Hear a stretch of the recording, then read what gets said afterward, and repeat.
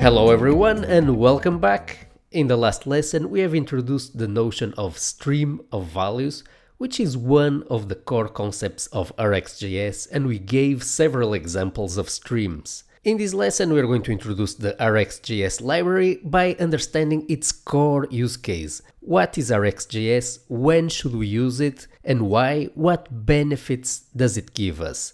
Let's understand that by starting where we left off in the last lesson, where we had here an example with 3 separate streams. Well, one typical thing that we want to do is to combine these streams together.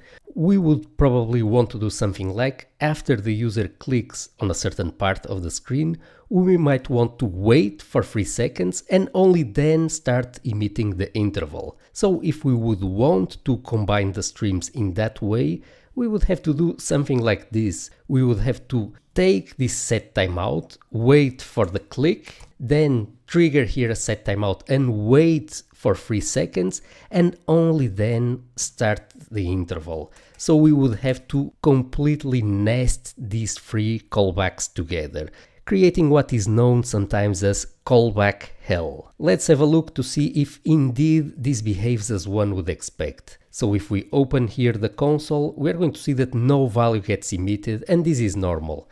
Now if we click here somewhere on the application, we're going to see that 3 seconds after, we're going to see here that the values are getting emitted.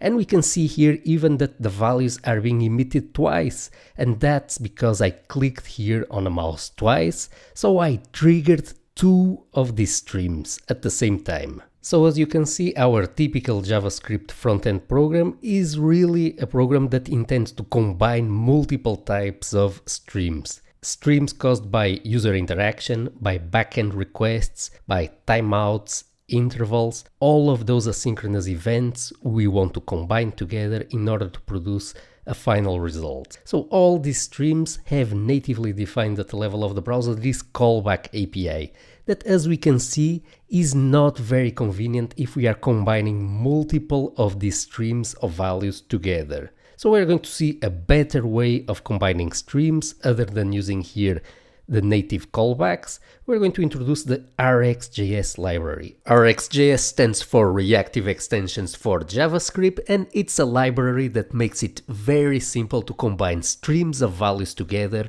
in a maintainable way. It's an extension to standard JavaScript because the plain JavaScript version that we have in our browsers only has this callback interface that really does not scale well in complexity. We start having here lots of nested code, and our program starts to become more and more hard to read and reason about. Now that we understand well what is RxJS, what concrete problem does it solve, and now that we understand well the base notion of stream of values, let's now start diving deeper into RxJS. We are going to introduce the library and we're going to cover its key notion, the observable.